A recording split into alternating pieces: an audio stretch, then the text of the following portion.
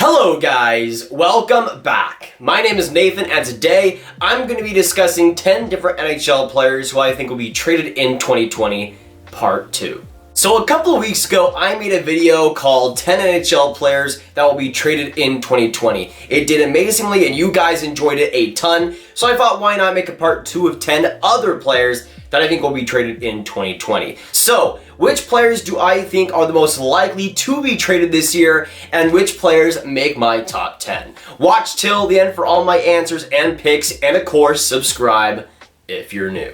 Now, since I made that video about a couple of weeks ago, a lot of the trade market has changed, and we've seen a lot of new players come into the rumor mill. And for the first example of that, going into my first player that I think will be traded in 2020 for this video, I'm going to go with Rangers goalie Alexander Georgiev. Now, for background, I like the New York Rangers and I love my boy Georgiev, but unfortunately with the way the goalie situation is right now, Igor Shesterkin is looking to be the next guy for New York, and Alexander Georgiev is pretty much just a trade piece at this point. Now, Georgiev might just be a trade piece for New York, but that doesn't mean he can't be a very good goalie, because right now I think he is one. He right now is sitting with a .909 save percentage, which isn't the best, but on a defense like the New York Rangers have right now, where you don't exactly have the best defensive options, having those kind of numbers and playing with a defense that features Mark Stahl, I still think is a pretty big accomplishment. For the three teams that I think might be the most interested in him, the San Jose Sharks, obviously that could be number one. I think if they don't end up trading for him, that would be a fail in their books. And also the Minnesota Wild and the LA Kings are two other teams that I think would love to have him. Now, going on my second NHL player who I think will be traded in 2020, I'm going to go with Devils defenseman Sami Vatanen. Now, in the last video, I said PK Subban would be more likely to be traded, but now it's a couple weeks later, and I think the roles have reversed. I think Sami Vatanen has taken the lead in the trade sweepstakes, and I think is more likely at this point. Right now, has 1 year left on his deal at $4.8 million. Vatanen will be a UFA after this year, but for a contending team that needs that extra little edge on defense, Vatanen can come pretty cheap, and he can also come pretty good, likely sitting in a top 4 spot for a lot of different teams. Now, Vatanen is not going to be a cup-changing move, but he'll be a guy that I think will provide a lot of value on this market, and especially when it comes to defensemen, might be one of the best available. Now, to me, the three teams that'll go especially hard on him on the Colorado Avalanche, the Calgary Flames, and the Winnipeg Jets. To me, a team like Colorado, like I said with PK Subban potentially going there, I think Sami Vatanen is a solid fit there, a good two-way guy that can provide some leadership as well. That's a defense that I think is relatively inexperienced, at least when you factor in guys like Cale Makar who are already leading them. I think a guy like Vatanen could slot in very well and also will come cheap, which for Colorado, who has cap space, would be a pretty smart ad. And going on to the third player who I think will be traded in 2020, this is one of those players that, compared to when I made the video 2 weeks ago, has really risen up when it came to trade bait boards and the trade likelihood. That being Chicago Blackhawks forward Brandon Saad. Now, Brandon Saad right now is injured right now in the IR, but he should be available for the trade deadline. Nonetheless, though, I think Saad is a guy that will be traded in 2020. Whether it is the trade deadline or the offseason, I think he will go away from Chicago in some form. Right now, sitting at age 27 at $6 million for 2 years. He's a guy that I think is playing some of the best hockey of his career, and the value for him is at an all-time high. And for Chicago, a team that's not going to make the playoffs, this is one of their best chances of being able to sell him.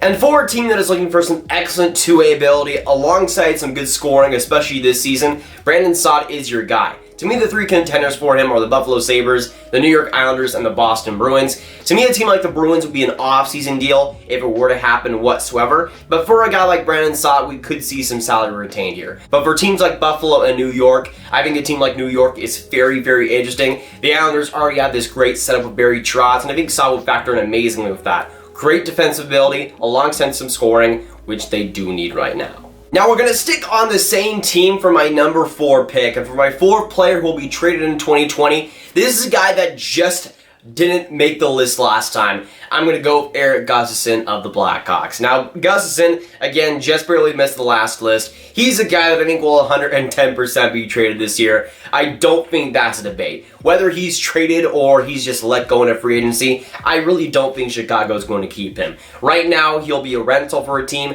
Right now, sitting at $1.2 million. He's a cheap guy that hasn't had the greatest year, but for a team that's looking for some offense, especially on the back end, Gustafsson can certainly provide that. The two main teams I think will be interested are the Pittsburgh Penguins and the Edmonton Oilers. Two teams I think are super interesting in that department. Pittsburgh to me is fascinating. They're a team that already has a good defense core. But with a guy like Gustafsson who does not come all that expensive, he's a guy that could be a rental deal and could definitely help him to the playoff push. He doesn't have to be a number one defenseman like he kind of has to be in Chicago. In Pittsburgh, he can kind of lay off and do his thing, which I think is what Erik Gustafsson needs right now. And now moving on to my number 5 player that I think will be traded in 2020. Gonna go to LA Kings forward Tyler Toffoli. Now I left Tyler Toffoli out the list last time because I think he was just an obvious pick. He's totally gonna get traded, but I'll leave him on this one because it's just that obvious. He needed to be on this one. For Tyler Toffoli, it'll likely be a rental deal. Right now sitting at $4.6 million, of course, with this year left on his deal. But Tyler Toffoli is a guy that to me is pretty underrated. One of the best players on the LA Kings, and I think could get a lot of value on this market. To me, a few teams that would be interested are Buffalo, Calgary, and Colorado. Some teams with more cap space and of course more scoring needs, I think would be in on that. I don't know why the Buffalo Sabres haven't traded for him yet. For some reason going after Michael Frolik. But I think Toffoli is a guy that will eventually be traded, and no matter where he goes to, I think will play well. Now going on to my 6th player, who I think will be traded in 2020, I'm going to go from Tyler Toffoli, who is a for sure rental deal, to a guy who I think is going to be an off-season acquisition, that being Josh Manson of the Anaheim Ducks. Now, Josh Manson will be one of my more hot takes in this video, so bear in mind, but I think it's a guy that Anaheim will be willing to trade and would have a ton of value and a ton of assets coming back. Now, Josh Manson currently sits at 28 years old. He has a $4.1 million contract for 3 more seasons after this one, and I think is a pretty great defenseman. Not having the best year so far this season, but I think for a team in that offseason who is looking to make a big jump for the next coming year, I think Josh Manson is a guy who could provide a ton of value, especially defensively. Now again, I see this deal as something being a few months away, so keep that in mind. But for the 3 teams that I think will be interested in him, that being the Florida Panthers, the Toronto Maple Leafs, and the Columbus Blue Jackets, I think those will be the main contenders there. Specifically the Florida Panthers, who I think would be the most interesting team here. If they're able to get that Mike Hoffman deal out of the way, then I think a guy like Josh Manson makes way too much sense. That's a team that needs defense everywhere, and Josh Manson can provide that, and consistently too. And hopefully not too expensive for a team like Florida, but it definitely will come at a cost. Now we're going to cool down a little bit with the hot takes and go to a much more obvious choice. Now going to the Calgary Flames, my 7th pick, that being Sam Bennett. Now to me, Sam Bennett, it might not be this trade deadline, it might not even be the start of the offseason, but I just feel this relationship between him and the Calgary Flames just kind of has to answer in some way. I don't think it's going to be a release, I don't think they're just going to partially remove ways, because right now they have 2 more years on the contract, and I really don't see that being the case. I think a trade is going to happen eventually, and Sam Bennett is going to find a new home. And that's a pretty big shame because Sam Bennett had some points in his time with Calgary where there were some signs of some flashes here or there. Last season especially, there were some points where he was a pretty hot player. No pun intended. But this year has just not been the same, and he's got 6 points in 29 games. I don't know what to say. I don't think that relationship is going to last, and I think a trade is going to come eventually. To me, the main teams that will be in on him are the Dallas Stars, the Montreal Canadiens, and the New York Islanders.